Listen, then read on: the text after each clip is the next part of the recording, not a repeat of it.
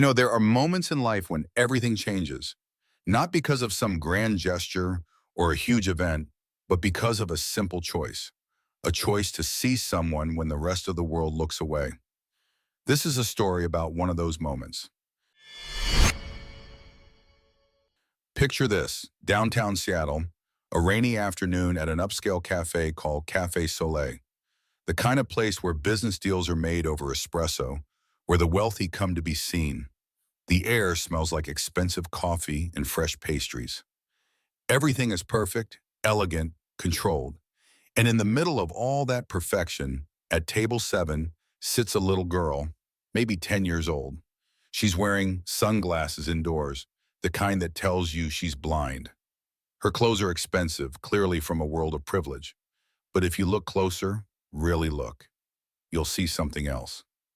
Her hands are trembling. She's searching for something on the table, moving her fingers carefully across the surface. A braille menu that should be there, but isn't. She whispers to herself, trying to stay calm. But you can see it, the fear creeping in. She's alone, and she knows it. Now here's the thing about busy places. People see what they want to see. 17 people walk past that table. 17. Customers getting their lattes, employees rushing to take orders, managers checking their phones. Every single one of them saw her, but nobody stopped. Nobody asked if she was okay. Well, almost nobody. Maya Torres was wiping down the counter when she noticed the girl. Maya was 26, working 3 jobs just to keep her head above water. She'd been at Cafe Soleil for a few months, always on thin ice with management, because she had this terrible habit, caring more about people than about rules. She watched the little girl for a moment, and something in her chest tightened. She knew that look, that lost, scared feeling. Her younger brother Lucas had been blind since he was 5. She'd seen him sit alone like that too many times, invisible to a world that didn't want to slow down. "Has anyone taken table 7 yet?" Maya asked Ryan, her manager, who was glued to his phone like it held the secrets of the universe. Ryan barely looked up. "VIP customer. Wait for Mrs. Montgomery to come back. She's very particular about who serves her daughter." "Mrs. Montgomery?" Maya felt a chill.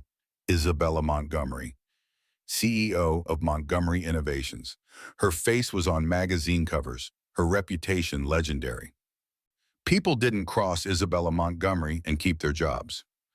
"It's been 20 minutes, Maya said, trying to keep her voice steady. The girl looks scared. Ryan finally glanced up, irritation flashing in his eyes. "Maya, do I really need to remind you that you're on probation? Don't make my life difficult." And right then, as if the universe wanted to test everyone's humanity, it happened. The little girl's hand bumped the flower vase. Water splashed everywhere, soaking her dress, flooding the table. She gasped, and you could see the panic take over. Her hands moved frantically, grabbing napkins, trying to clean it up. But she couldn't see what she was doing, couldn't see how the water spread, couldn't see the mess. Her lips trembled. Tears threatened to spill from behind those dark glasses. Maya didn't think. She just moved. She crossed that cafe floor while Ryan's glare burned into her back, while other customers stared, while the whole place seemed to hold its breath. She knelt down beside the girl. "Hello, friend," Maya said softly, her voice warm like a hug. "I'm here to help. My name is Maya." The girl froze. "Where's my mom?" "She's not back yet, sweetie. I'm a waitress here. Can I help you clean this up? Maybe bring you something while you wait?" You could see the tension in the girl's shoulders ease, just a little. "I'm Sophie," she said quietly. "I knocked the flowers over. Mom's going to be mad." Maya quickly mopped up the water with a cloth. "Accidents happen.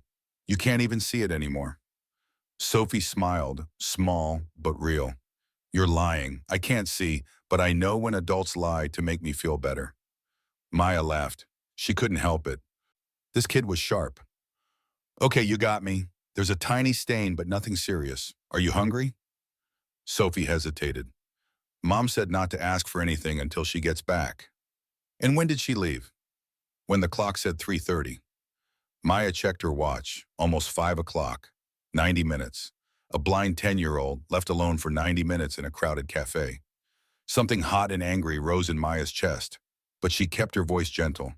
How about some hot chocolate while you wait? I promise I won't tell. The smile that lit up Sophie's face made everything worth it. Every risk, every consequence that might come. Maya brought hot chocolate, a sandwich, cookies.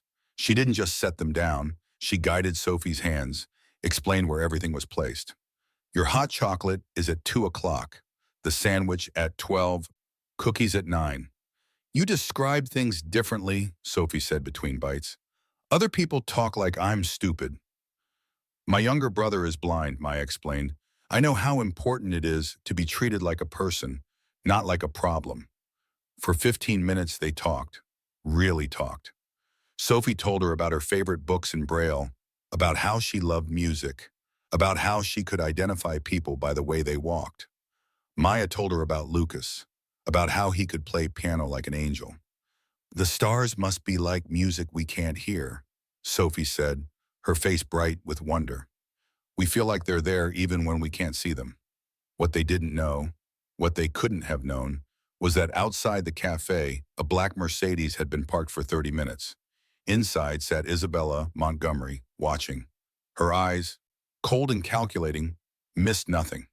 Every smile, every gentle touch, every moment of connection between her daughter and this waitress. She was taking notes, making calculations, planning. When Isabella finally walked into that cafe, it was like watching a storm roll in. Ryan practically tripped over himself apologizing.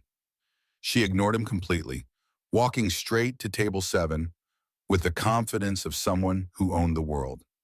Jade Robinson, right? Her voice was ice. Maya's blood went cold. How did this woman know her name?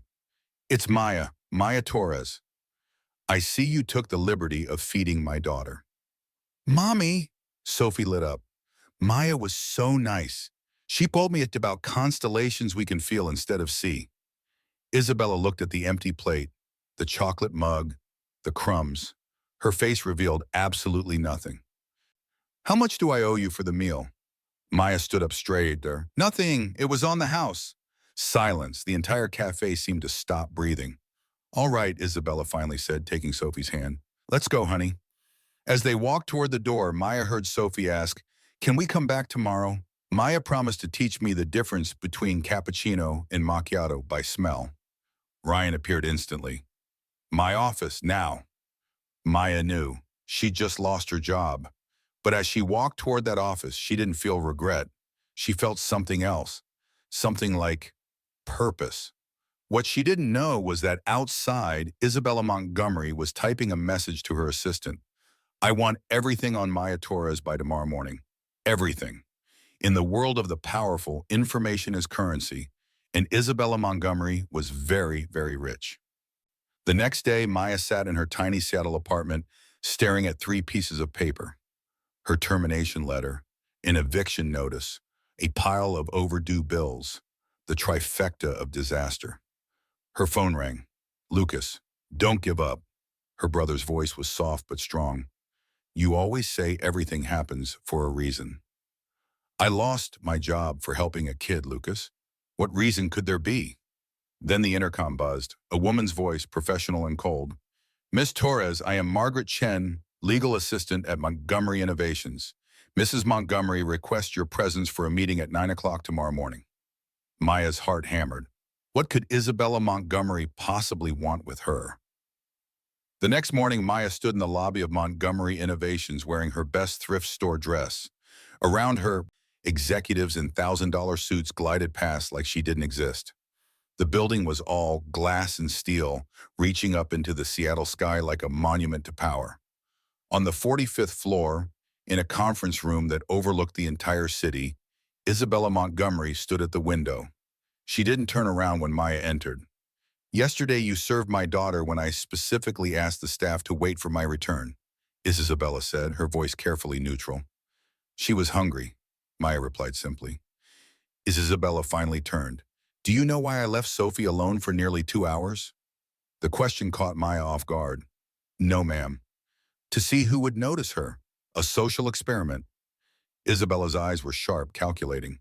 17 people passed that table. Employees, customers, even her manager. Nobody stopped. Except you. Maya felt anger rising hot and fast. You tested people? Using your own daughter? A slight smile crossed Isabella's face. Sophie knew. It's a game we play to see who's real and who's not. Margaret placed a folder on the table. Inside was a check, more zeros than Maya had ever seen in her life. Compensation for wrongful termination. Maya pushed it back. I'm not for sale. Isabella raised an eyebrow. She looked genuinely surprised. Everyone has a price, Miss Torres. Not me. Maya stood up. And using your blind daughter as bait to test people? That's not clever. That's cruel. The room went silent. Margaret looked like she might faint. Nobody talked to Isabella Montgomery like that. Nobody. But Isabella didn't explode. She just watched Maya with those calculating eyes. Interesting, she finally said. Sophie asked about you. She doesn't usually do that. For just a second, Maya saw something flicker behind that cold mask. A mother. Genuinely curious about the person who made her daughter smile.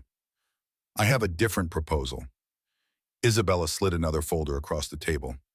Sophie needs a companion. The salary is substantial. The number made Maya's head spin.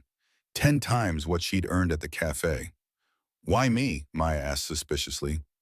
My daughter has perfect instincts for insincerity. You're authentic. Isabella gestured and Margaret produced another file. Your background is impressive. Dropped out of college to care for your blind brother. 3 jobs to keep him in specialized programs. Maya felt cold. How did you get that information? Isabella ignored the question. I have resources. I know your brother Lucas is a gifted pianist. Whitman Academy would be perfect for him. Whitman Academy, the most prestigious music school in the country. Absolutely impossible for someone like Lucas, for someone like them. That's blackmail, Maya said, her voice shaking with anger. That's business, Isabella corrected. I'm offering opportunities for both of you. Maya left that building in a daze. When she got home, her phone was ringing. Whitman Academy wanted to schedule an audition for Lucas. Isabella hadn't wasted a single second. That night, Maya couldn't sleep. She researched Isabella Montgomery until her eyes burned. And what she found made her blood run cold. Former employees who disappeared from their careers after crossing her. Business rivals who faced convenient scandals. A nanny who'd sued Isabella for harassment, then mysteriously dropped the case. And then the accident, 5 years ago. Isabella had been driving, Sophie in the back seat. Reports suggested distracted driving, possibly texting. Sophie lost her sight. And somehow, impossibly, the story vanished from the news within days. Power, money, influence. Isabella had used them all to bury the truth. When Lucas played at his audition the next day, the teachers cried. His fingers danced across the piano keys like they were telling a story only he could hear. When they offered him a full scholarship on the spot, Lucas's face glowed with joy. Maya made her decision.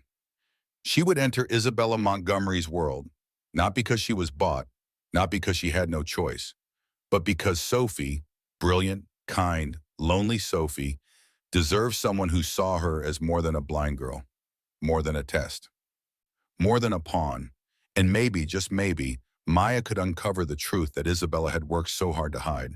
She signed the contract in Isabella's office, smiling politely. But behind that smile, Maya was already planning. Because if Isabella Montgomery thought she could buy and control her, the billionaire was about to learn something important. Not everyone can be owned, and sometimes the most dangerous people are the ones who have nothing left to lose. 3 months. That's how long Maya had been living in the Montgomery mansion. 3 months of watching Sophie blossom like a flower finally getting sunlight. 3 months of watching Isabella from a distance, trying to understand the woman behind the cold mask. The mansion was exactly what you'd expect. Enormous, beautiful, perfect. But it felt empty. Like a museum where people happened to live. Sophie's room was the only place that felt real, filled with braille books, textured art, and the sound of her laughter when Maya was around. The stars must be like music we can't hear, Sophie said one afternoon, her fingers tracing the pages of an astronomy book in braille. We feel they're there even when we can't see them. Maya smiled, but her mind was elsewhere. She'd been thinking a lot lately about what she'd found in her research. The accident, the cover-up, the way the truth had been buried under piles of money and power. Isabella watched them sometimes from doorways, from across rooms. Maya could feel those calculating eyes on her. One evening as Maya was saying goodnight to Sophie, Isabella appeared in the hallway. "Sophie has never talked this much," Isabella said, her voice soft but unreadable. "What have you done to her?" Maya turned to face her. "Nothing special. I just treat her like a person, not a disability." Something flickered in Isabella's eyes. Was it pain? Regret? It was gone before Maya could tell. The next morning, Maya was organizing Sophie's bookshelf when her hand bumped against something hidden at the back. A box. Small, dusty, clearly meant to stay hidden. Her heart pounded as she opened it. Inside was a diary and a USB drive. "That's Mom's diary," Sophie said from behind her, making Maya jump. "Uncle Trevor helped me hide it." Trevor? Maya had heard the name but never met him. Isabella's brother, rarely mentioned in the Montgomery house. "He said Mom needs to remember what it was like before," Sophie explained, "before everything got so cold." That night, after Sophie fell asleep, Maya sat in her room with her laptop. Her hands shook as she inserted the USB drive. Part of her didn't want to look. Part of her knew that once she saw what was on it, everything would change. The first files were photos. Isabella smiling, really smiling, with warmth in her eyes that Maya had never seen. Videos of Sophie as a little girl, running, laughing, seeing, and then newspaper headlines, articles that had been scrubbed from the internet. Montgomery Technology CEO under investigation for distracted driving. Young girl may lose sight permanently after crash. Witnesses report CEO was texting before collision. Maya's stomach turned. There were emails too, one from Trevor to Isabella, dated a week after the accident. Vic, the lawyers managed to suppress the story. The judge sealed the records. The other driver accepted the settlement, but Clara deserves to know the truth someday. "This secret will destroy you both if you let it." So it was true.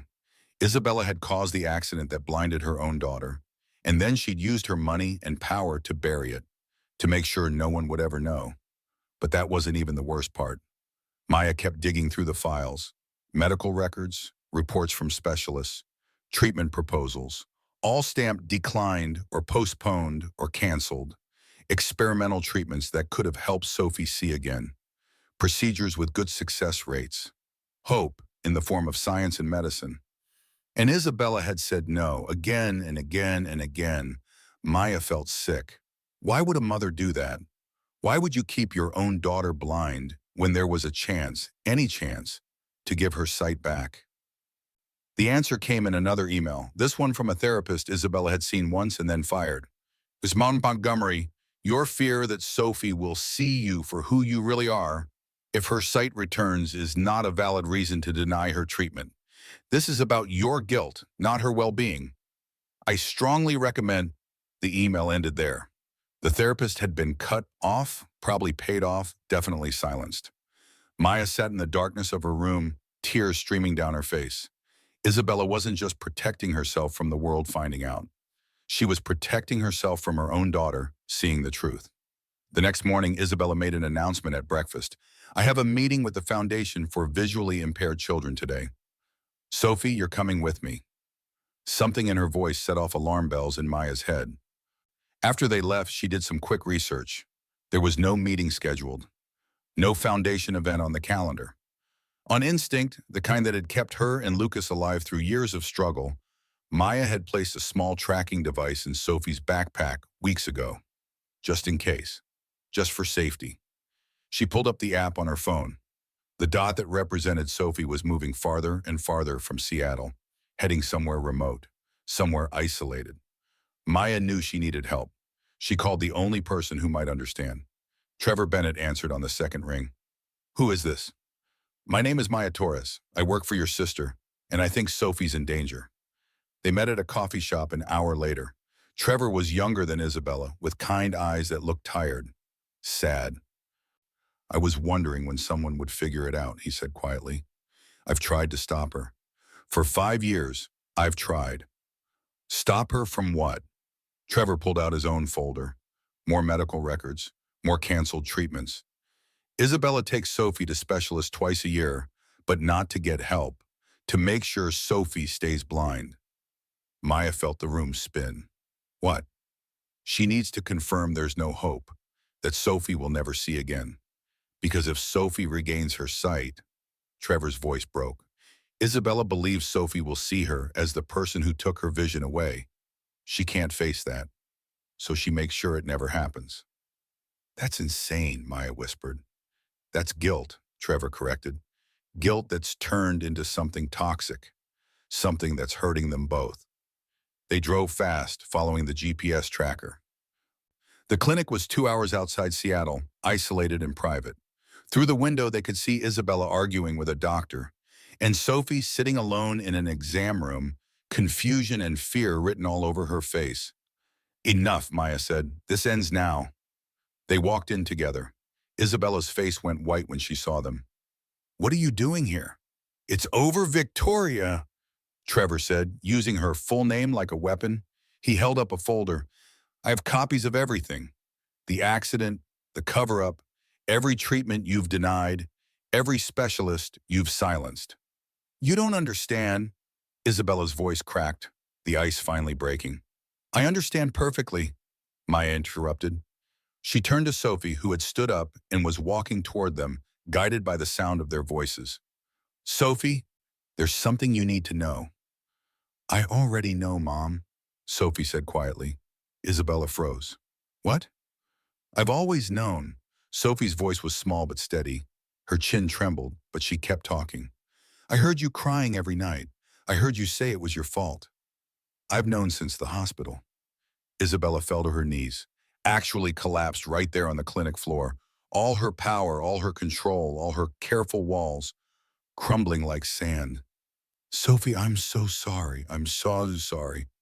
What I never understood, Sophie continued, tears streaming down her face, was why you wouldn't let me try to see again. Why you kept saying there was no hope when I heard the doctors talking about treatments.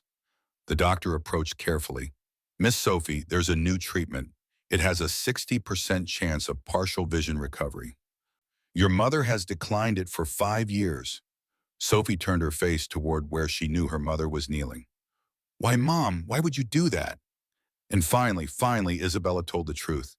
Because I was afraid, she sobbed. Afraid that if you could see it again, you would look at me and see the person who took your sight away.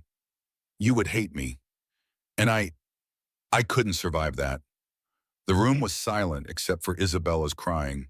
This woman who controlled empires, who made CEOs tremble, who bent the world to her will, reduced to a mother broken by guilt and fear.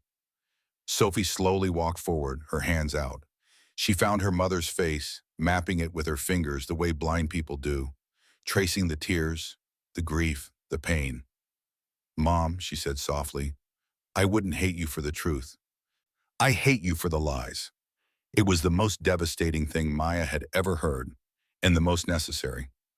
Sophie straightened her shoulders. I want to try the treatment, she announced, her voice stronger now. And I want Maya with me through all of it. Isabella looked up at her daughter, at Maya, at her brother. For the first time in 5 years, she nodded. Not as a CEO making a decision, but as a mother finally listening.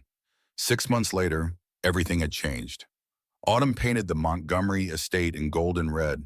In the garden, Sophie stood wearing special dark glasses, pointing excitedly at a tree. I can see it, she exclaimed. It's brown and orange at the same time. The leaves are moving. The treatment had worked. Not perfectly. Sophie hadn't regained full vision, but she could see shapes, shadows, colors. On good days, she could see faces. On great days, she could see the sunrise. For someone who had lived in darkness for 5 years, it was like being reborn. Isabella sat on the porch watching her daughter dance in the garden. Trevor sat beside her, drinking tea. It's still hard for her, he said quietly.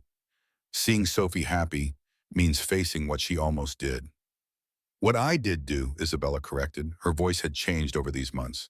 Softer, more real. 5 years stolen because I was too afraid to face the truth. But not 6 years, Trevor said gently. Not 7 or 10 or forever. You finally stopped running. At Montgomery Innovations, people noticed the changes. The demanding CEO now left at 5 o'clock sharp to attend Sophie's therapy sessions. The Foundation for Visually Impaired Children, once just a tax write-off, had become Isabella's passion. Real funding, real research, real help for families who couldn't afford miracles. Maya continued as Sophie's companion, but now she also ran the Foundation's programs. Lucas was thriving at Whitman Academy, his piano performances bringing audiences to tears. One afternoon, Isabella called Maya to her office. On the desk lay legal documents. "I want you to run the foundation," Isabella said simply. "Not as my employee, as my partner." Maya looked at the papers. 40% ownership, complete control, a budget that could change thousands of lives. "Why, Brian?" Maya asked. Isabella met her eyes. "Because you saw my daughter when I only saw her disability. Because you chose truth when I chose control. Because the foundation needs someone who understands that compassion can't be bought." There was real sincerity in her eyes now. The ice had melted, and underneath was just a person trying to be better. On Sophie's birthday, the mansion opened its doors for a real party. Not for executives or politicians, but for children from the foundation and their families. Kids with white canes and guide dogs. Parents who looked exhausted but hopeful. In the garden, Sophie had set up an exhibition. Tactile sculptures she'd created. Art meant to be touched, not just seen. "These are for seeing with your hands," she explained to the children gathered around her. "Because there are lots of ways to see the world." A little boy tugged on Isabella's sleeve. "Are you blind too?" he asked, seeing her standing with Sophie. Isabella knelt down to his level, something she'd never done before these past 6 months. "No, sweetheart, but I used to be in a way. My daughter and a very special friend taught me how to really see." Later, when everyone had left, Sophie gave her mother a gift, a painting she'd made herself using the limited colors she could now distinguish and different textures she could feel.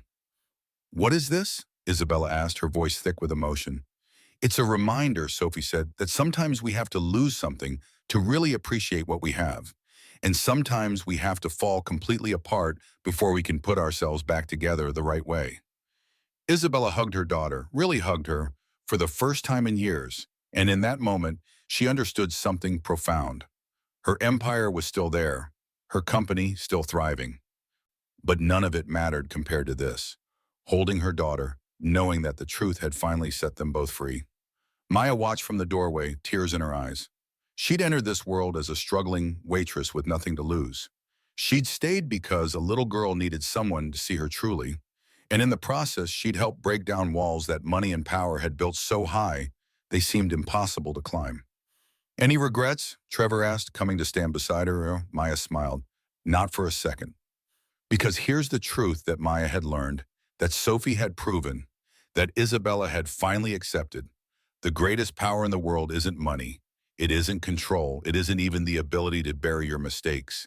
It's the courage to face them, to say I was wrong, to choose love over fear, truth over comfort, healing over hiding.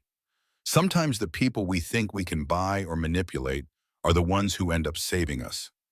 Sometimes a simple act of kindness, giving a blind girl hot chocolate on a rainy afternoon, starts a chain reaction that changes everything.